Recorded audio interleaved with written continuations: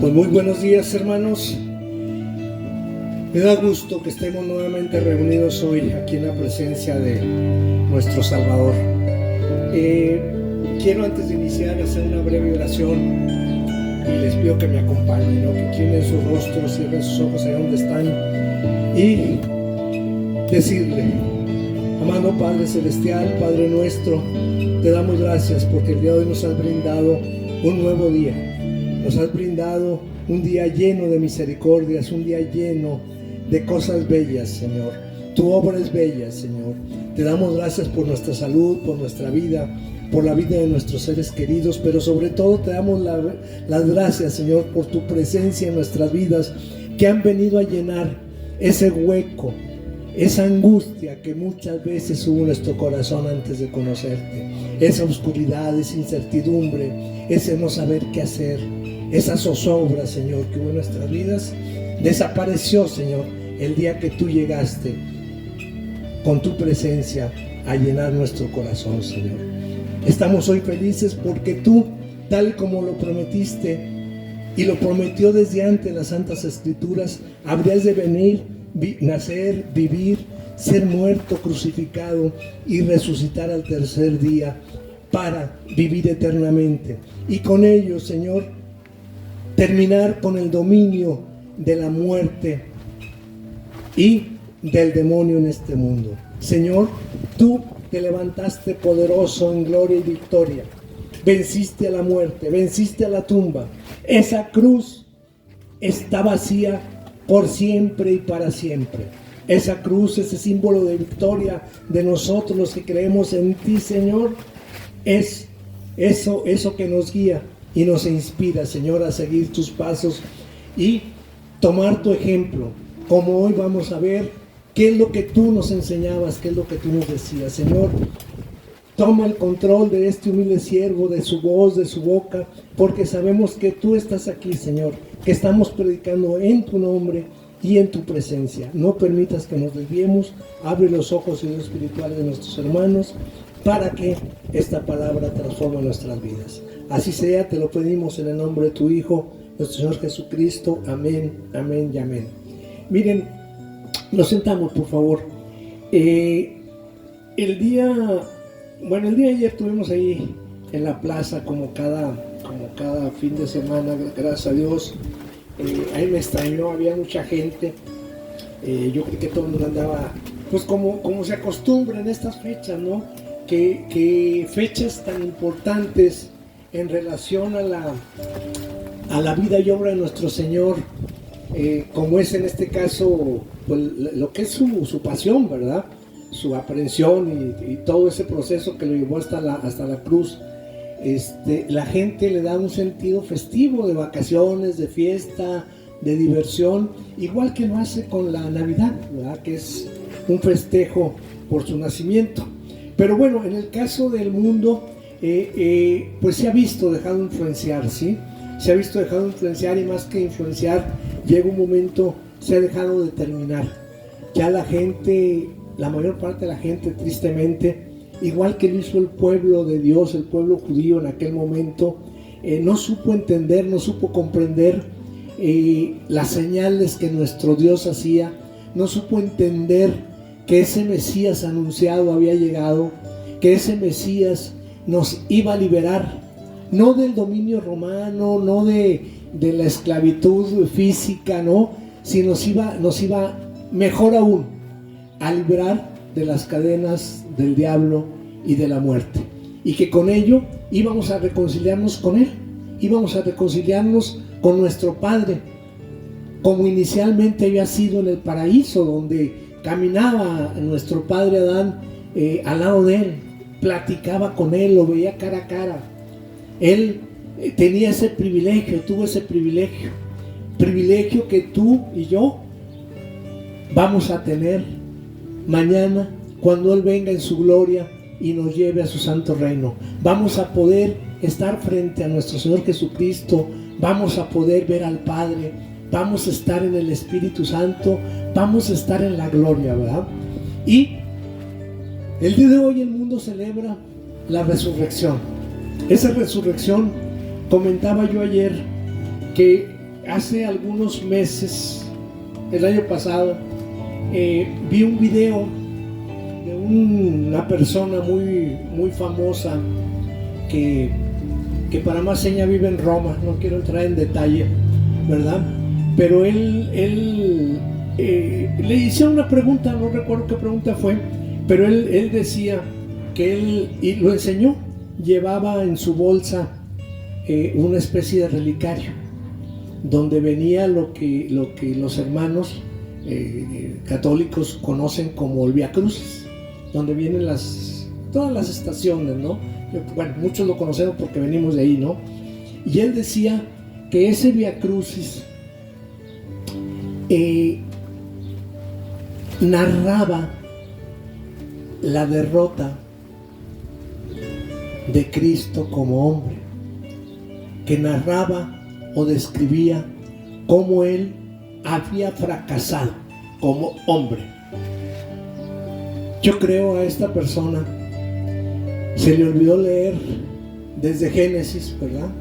Donde anuncia que el hijo de la mujer pisaría la serpiente. Se le olvidó leer cuántas veces dijo que él volvería. Desde el Antiguo Testamento. Desde el Antiguo Testamento él lo anunció de muchas maneras. Es más, el Antiguo Testamento de hecho habla más de la segunda venida que de la primera venida. En la primera venida es un hijo nos es dado, todas esas cosas, ¿no? Pero en la segunda venida el Antiguo Testamento narra muchas cosas, ¿verdad? Que sería llevado como oveja al matadero, que sería crucificado, que sería todo lo que le pasó, ya estaba ahí, ¿verdad? Entonces el Señor había decidido, tanto Dios Padre como Dios Hijo como Espíritu Santo, cuál era el precio que el perdón del pecado inicial que había cometido Adán y Eva iba a tener, qué precio se iba a pagar ese primer pecado y la suma de los pecados de todos los tiempos, que era ese sacrificio, esa sangre derramada de un cordero, como se hacía en el templo. Pero en este caso esos corderos, me refiero a los animalitos, cubrían el pecado, pero no lo limpiaban, lo cubrían, ¿verdad? Era que no se viera, ¿verdad? En el caso de nuestro Señor Jesucristo, la sangre de ese cordero de Dios iba a quitar el pecado del mundo. Y desde que antes de que llega, Juan lo anunciaba, ¿verdad? Arrepentíos, el reino de Dios ha llegado. Y cuando lo ve venir, dice, he ahí el Cordero de Dios que quita el pecado del mundo. Y cuando Cristo inicia su ministerio, las primeras palabras que aparecen en los evangelios es ese: arrepentíos, el reino de Dios se ha acercado. Entonces nuestro Señor ha insistido en ese arrepentíos como un mecanismo insalvable para poder tener comunión con Él. Y eso que se dice que nuestro Señor Jesucristo fue derrotado en la cruz, no nos equivoquemos. Nuestro Señor había definido desde tiempo atrás que Él iba a morir para pagar nuestros pecados, pero que también iba a resucitar, y que esa muerte no representaba una derrota, porque no le quitaban la vida, Él la entregaba.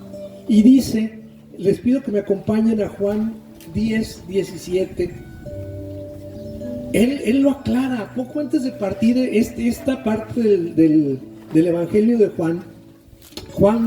El Evangelio de Juan, todo el Evangelio trata a Jesucristo como Dios, ¿verdad? Los otros no dejan de tratarlo como tal, pero otros le dan otro enfoque. Pero aquí, desde el inicio, ¿verdad? Desde el inicio Juan habla de la deidad de nuestro Jesucristo.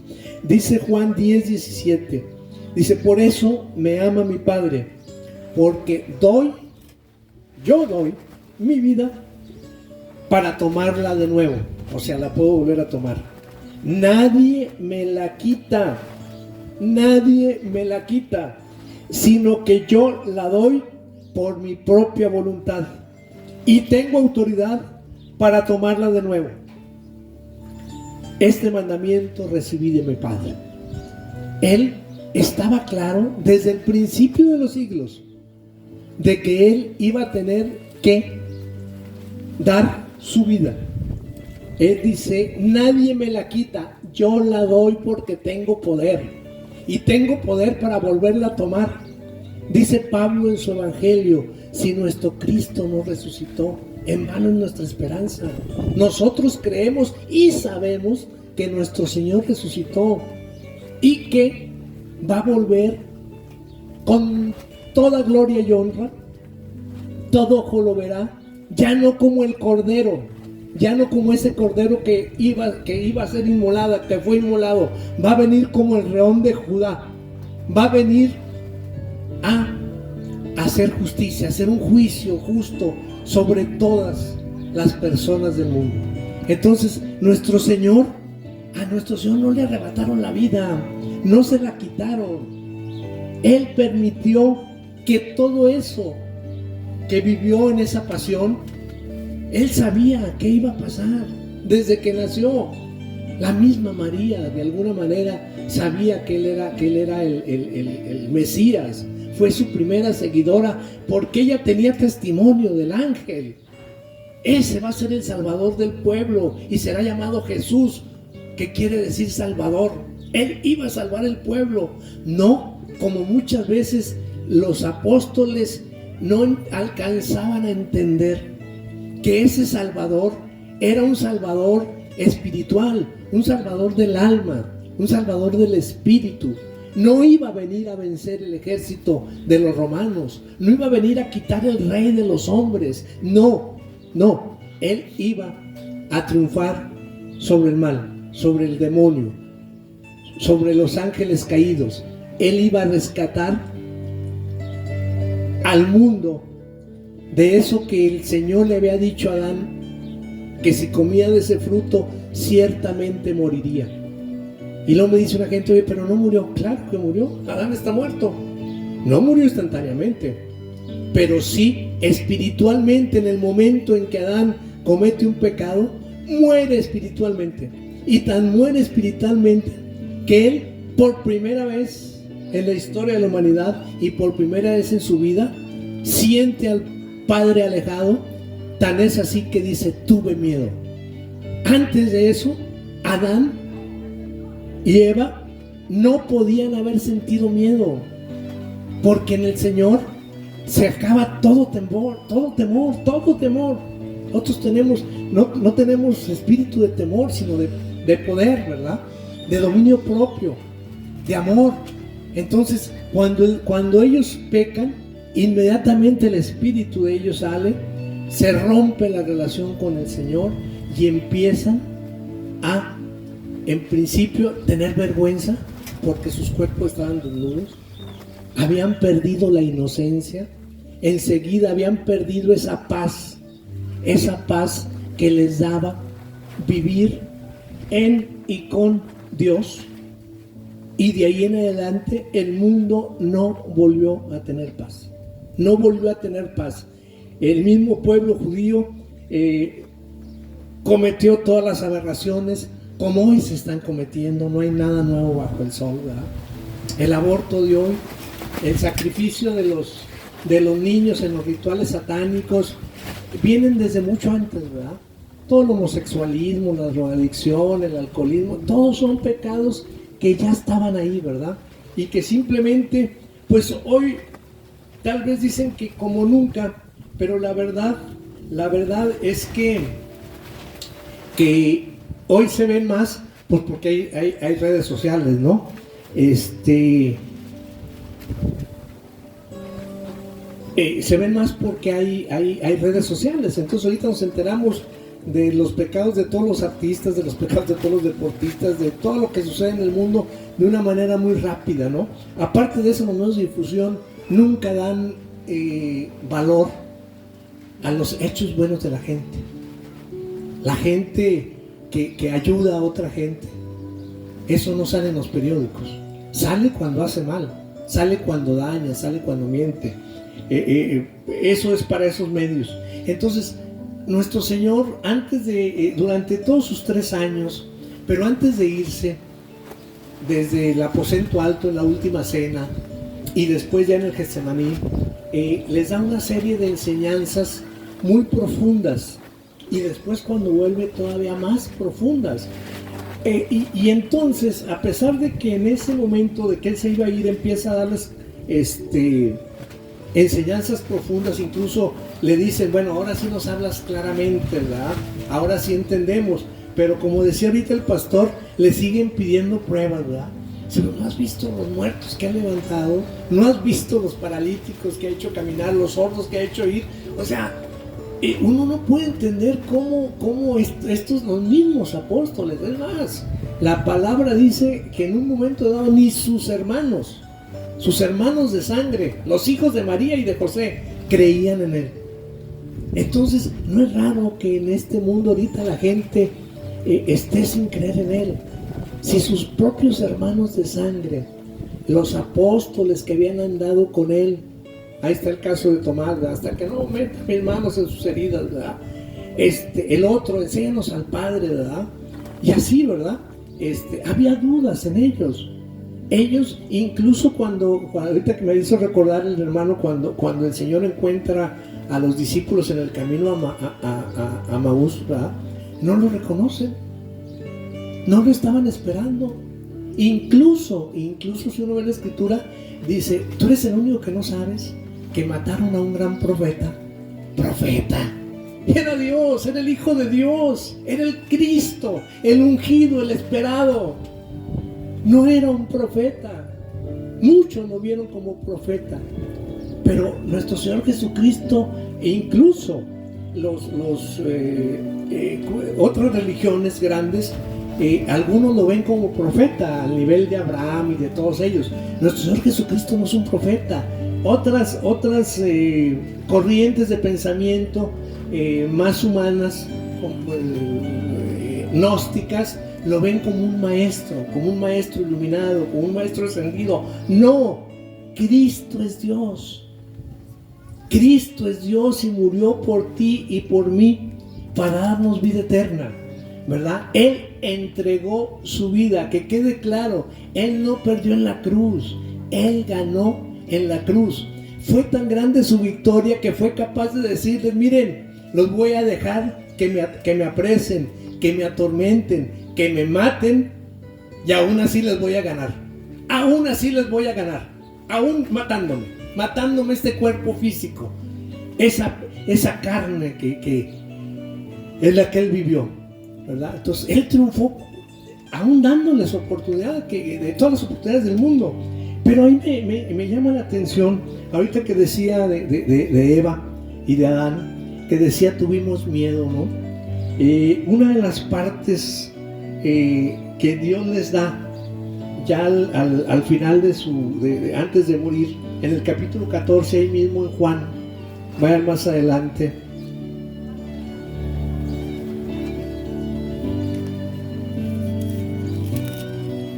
Estamos 27.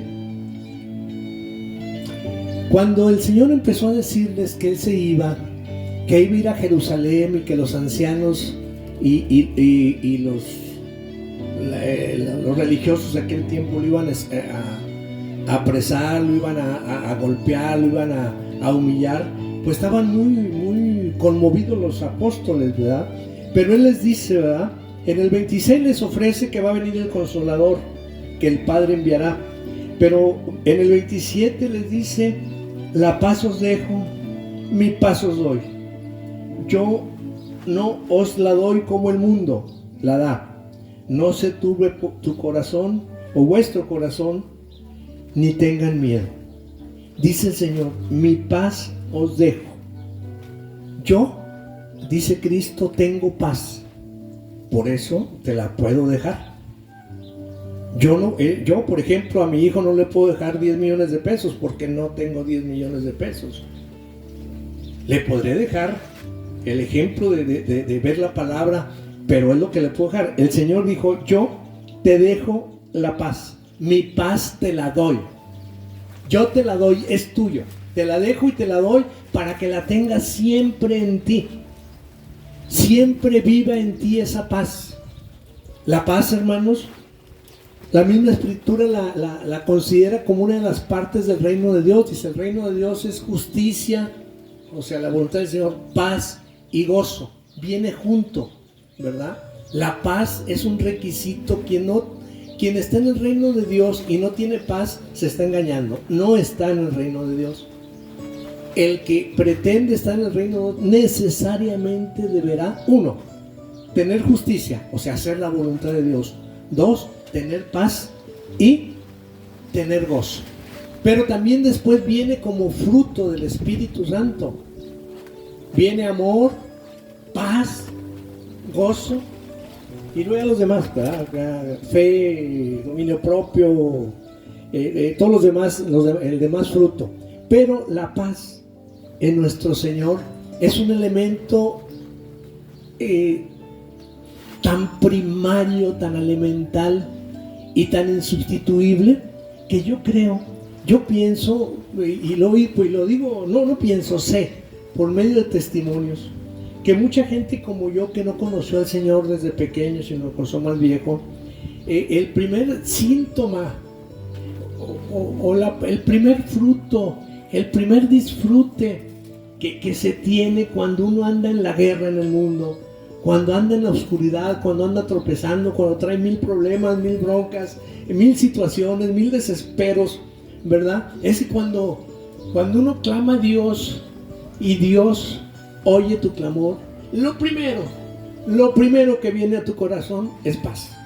Así, necesariamente. Se acaba la guerra, se acaba ese estira y afloja hacia no sabemos dónde. El primer sentimiento que tiene una persona que acepta a Cristo es la paz en su corazón. Después habrá que conservarla, la relación con Dios, y solo así se conserva la paz. Y ya una vez que se tiene paz, entonces pueden venir los demás frutos. El gozo. Sí, quien está inquieto, quien está dentro de una guerra no puede tener gozo, ¿verdad? Entonces, el Señor nos dice que nos deja esa paz que es de Él, su paz, no la paz que da el mundo, dice, no como el mundo la da, porque el mundo muchas veces hemos perdido la paz porque tenemos una droga, nos andan embargando, el banco nos habla y nos manda oficios y nos manda el abogado y perdemos la paz. El mundo llega un momento en que puede decirte, ten dinero, paga, y viene esa paz temporal, momentánea y muy pasajera, porque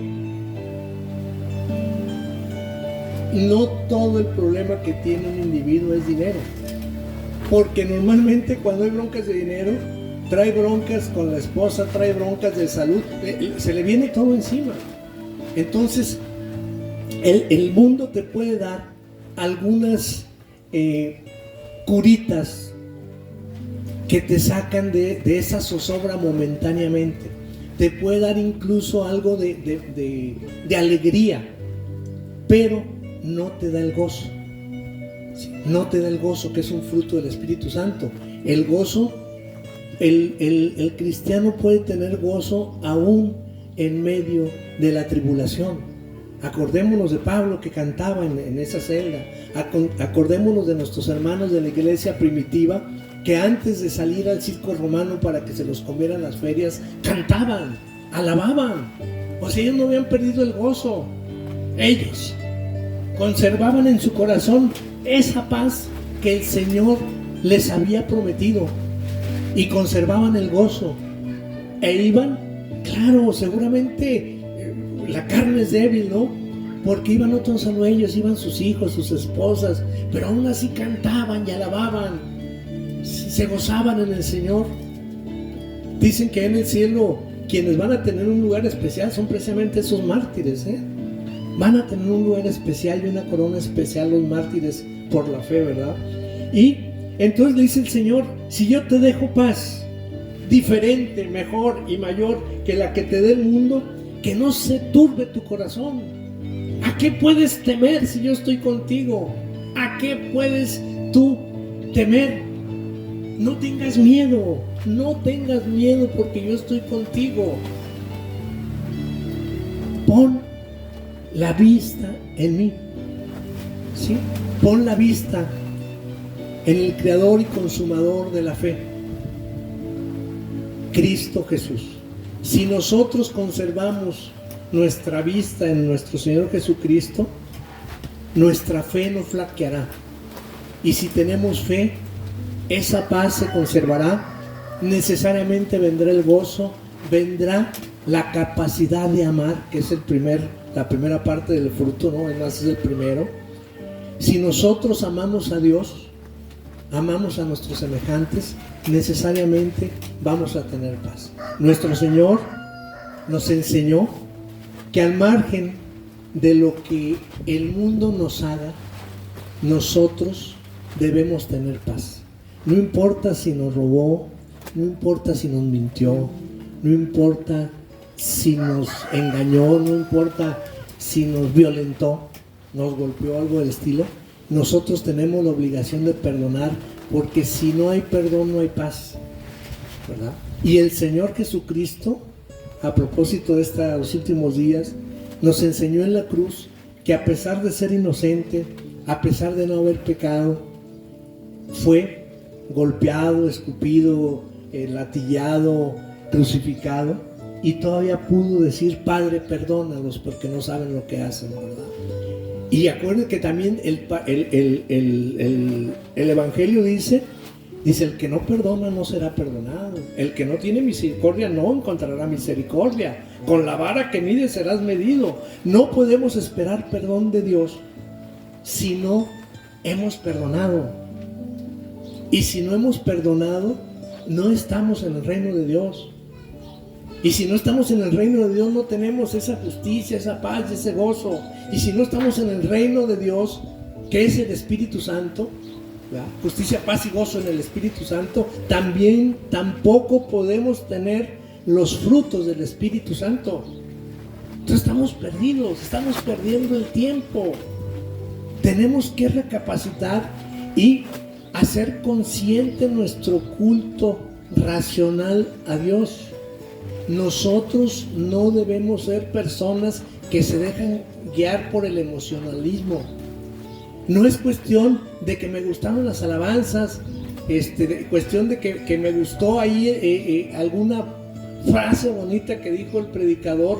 No, nuestro culto debe ser un culto racional con Dios, saber que Él existe, saber que Él creó el mundo, saber que Él vino a entregar su vida, saber que Él nos salvó, que Él nos redimió ante el Padre, que habremos de resucitar y que habremos de vivir por los siglos de los siglos en su santa presencia. Si no tenemos eso en mente muy claro, no vamos a tener paz. Que Él está aquí y en el lugar donde estés. No hagamos lo que hizo... Ay, mira, se va el de la ballena.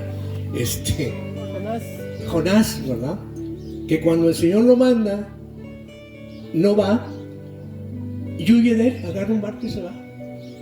Creyó que Dios estaba en Jerusalén nada más, o en Israel, y dice que embarca rumbo a otro país, escondiéndose de Dios. ¿Dónde? No hay manera. Debajo de los montes, ahí está Dios. En los cielos, ahí está Dios. En tu casa, en la mía, en este lugar está Dios. Entonces, si nosotros, hermanos, no somos capaces de tener un culto racional con Dios, ¿verdad? No es cuestión de oír una oración bonita, de ver un video bonito, de oír una alabanza bonita, ¿verdad? De ver una frase bonita, un salmo, un proverbio, que son bellos, bellísimos, ¿verdad? No va por ahí la cosa, ¿verdad? No va por ahí la cosa. Nuestra relación debe ser consciente con Dios, para que esa paz que el Señor nos dio, esa paz que el Señor nos dejó, more en nuestro corazón, que ese fruto esté en nuestro corazón. Yo creo que todos los humanos, ¿verdad? Y ahí sí me atrevo a decir que todos hemos pasado por momentos donde perdemos la paz, y es la cosa más horrible, porque junto con eso se pierde todo. se pierde el gozo, se pierde la fe, se pierde todo, ¿verdad? Como que van encadenados. Igual, si perdemos la fe, perdemos gozo y perdemos paz y perdemos misericordia y perdemos amor y perdemos todo.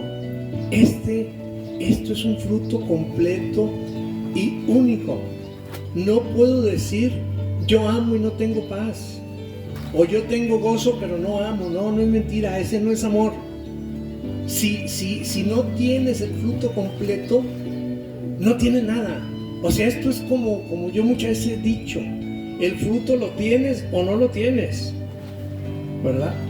Es como la embarazada, o está embarazada o no está embarazada, no está medio embarazada, está o no está embarazada. El fruto de Dios se tiene o no se tiene. Si nosotros no somos capaces, y yo sé que es difícil, porque para todos nos resulta, ver a cualquier gente, ¿no? No sé, ahí nos ha pasado, yo seguido viajo por el periférico, ¿no? Y todos los días hay accidentes ahí, ¿no? Yo me acuerdo que mi abuela, que era una guerrera, ¿no? En la oración, todo el día se la pasaba orando, ¿no? En su creencia, en su fe. Pero cuando oía una sirena, empezaba a orar por la gente que seguramente estaba en un problema, ¿verdad? Oía una sirena, no sabía si era de Cruz Roja, ella suponía que era de Cruz Roja. Señor, bendícelos, protégelos, que no haya mal con ellos. Empezaba a orar por esa gente que ni siquiera tenía idea de quién era, ni dónde estaba, ni qué le había pasado. Ella oraba por la paz del mundo, por todas esas cosas que nosotros debemos orar, por la paz y por la justicia en nuestro país, por toda esa gente que el día de hoy, en este momento, está abortando, ¿verdad? Está abortando y se está condenando, está asesinando. Esa persona que está ahí, yo les aseguro que estos últimos días que tomó esa decisión hasta llegar al día de hoy a ese aborto, ha perdido completamente su paz, ha perdido completamente su gozo, ha perdido su fe, ha perdido su comunión con Dios y está totalmente alejada de Dios. Que eso es lo que quiere decir finalmente pecado, apartado de Dios. Eso quiere decir pecado. Esa gente que en un momento dado abortó ayer, va a abortar hoy o piensa abortar mañana, está viviendo un verdadero infierno. ¿Por qué? Porque está en el terreno del otro, y el otro viene a matar, robar y destruir. Y eso de matar, viene a matar al hijo que tiene en su vientre, a destruir su vida y a robar su tranquilidad de esa gente que aborta. Ese no se anda con cosas. Entonces, si nosotros, hermanos, no tenemos un culto consciente con Dios, ¿verdad? No nos damos cuenta de que aquí no hay cristianos a medias. ¿Somos o no somos? Habrá que recordar lo que le dice el Señor a las iglesias en el Apocalipsis. Si eres tibio, si eres frío o caliente, te tomaré. Si eres tibio, te vomitaré. Nosotros como cristianos, si pretendemos ser llamados cristianos o sabernos cristianos, todo podemos hacer menos ser calientes, menos ser tibios, perdón. Incluso, ¿verdad? Dice por ahí que peca más el que, como fue el caso de los que fueron a dejar una parte de la casa que habían vendido, ¿verdad? Zafira y Ananías y Zafira, que le dice Pedro: a ver, si la casa era tuya, podías no haberme dado nada, podías no haber dado nada. ¿Por qué tratas de engañar al Espíritu Santo de Dios? ¿Por qué con tibiezas? No vengas con la mitad de tu adoración, no vengas con la mitad de tu sentimiento, no vengas con la mitad de tu mente, ¿verdad? Dios no necesita limosnas. Dios no necesita que le regalemos tiempo. Así como que, ay, pobrecito, voy a orar un poquito para que no esté solo. No necesita nuestras oraciones. Tiene millones de ángeles allá alabándolo y en su compañía, ¿no? Él no necesita nuestra alabanza. a los que nos conviene es a nosotros.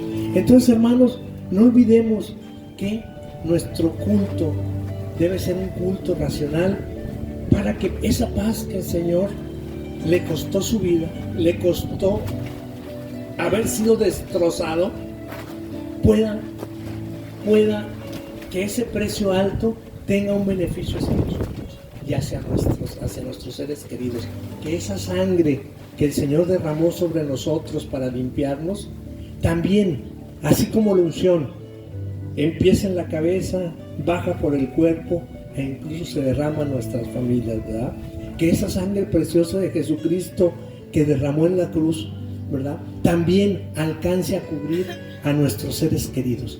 Pidamos a Dios que estemos claros, ¿verdad? Estemos claros que nuestra relación con Dios no es una relación de ratitos. Dios no es un amante como se tiene las amantes en el mundo. El tiempo que te quede libre, si te es posible, dedícalo a mí. No, con Cristo se vive, con Cristo, para Cristo, por Él y para Él. Somos la esposa, y la esposa no es un día sí y un día no. La esposa no es una hora sí y una hora no. La esposa es por siempre y para siempre. Cristo no es un amante ni alguien que mendiga compañía o mendiga relación. Él lo tiene todo. Démonos cuenta racionalmente que somos nosotros los que necesitamos a Cristo, ¿verdad? Y que Él en su infinita misericordia y gracia ha permitido que nosotros seamos sus hermanos y seamos mañana coherederos con Él en el reino de Dios. Hermanos, que Dios los bendiga y que no perdamos de vista ese culto racional, porque es la única manera de mantener una relación firme y honesta con Dios. Que Dios los bendiga. Así es, Cristo murió en su totalidad, lo dio todo. Su sangre fue completa, total, hasta la última gota. Decía al inicio yo de esta actividad que debemos de vivir agradecidos por lo que Dios hizo, por lo que Cristo hizo. Y digo Dios porque es verdad, el apóstol Juan siempre aborda este tema de la divinidad de Jesús. Dice que en el principio era el verbo, luego dice que aquel verbo se hizo carne, El verbo era con Dios. y luego dice que ese verbo habitó entre nosotros. O sea, las cosas son muy claras. Nosotros tenemos que vivir agradecidos porque Dios murió por nosotros. Jesús vino y murió como hombre, murió por nosotros, sufrió por nosotros. Y algo muy importante que me quedo con este sermón, o sea, nosotros somos la esposa, no somos la amante. La amante se conforma con lo que le den, ¿verdad? Y la esposa no, la esposa es siempre está ahí. Nosotros somos la esposa. Póngase de pie, por favor. Vamos a despedirnos de esta actividad. Y nos despedimos nosotros y le damos la oportunidad a que lleguen los niños para que presenten lo que aprendieron. Oremos. Padre nuestro que estás en el cielo, gracias. Gracias, Señor, por este día. Gracias por tu palabra bendita. Es claro, es preciso. Aleluya, Padre. Y también nos invita, Señor, a que seamos inteligentes a la hora de adorar, sabiendo que tú, Señor, como Dios, no necesitas nada de nosotros, que a nosotros nos conviene. Es como las ofrendas y los diezmos. Tú no necesitas. A nosotros nos conviene sembrar para poder cosechar en un futuro, Padre. Así es tu palabra hoy, Señor. Gracias, Señor, por tu sacrificio por mí. Gracias, Señor, por la esperanza que me das de un día estar eternamente contigo. y saber, Padre, que tú eres el primogénito y que yo voy detrás de ti, Señor. Amén. Gracias, Señor. Gracias por esta actividad. Llévanos con bien a cada uno, Señor, a nuestras casas, a los que viajamos. Que tus ángeles, Señor, nos acompañen. Bendice a cada uno de los amigos que nos estuvieron escuchando el día de hoy, Señor, a través del equipo de audio. Bendíceles, quédate con ellos, quédate en sus casas. Señor, al que está enfermo, sánalo, por favor, Señor. Al que está triste, trae gozo para su vida. A los que no tengan que comer, Señor, para el día de mañana, provee para ellos en el nombre de Jesucristo. Al que no tiene un trabajo, Señor, y mañana se dispone a ir a conseguir, Señor, abre puertas para él, para ella. En el nombre poderoso de Jesucristo. Amén.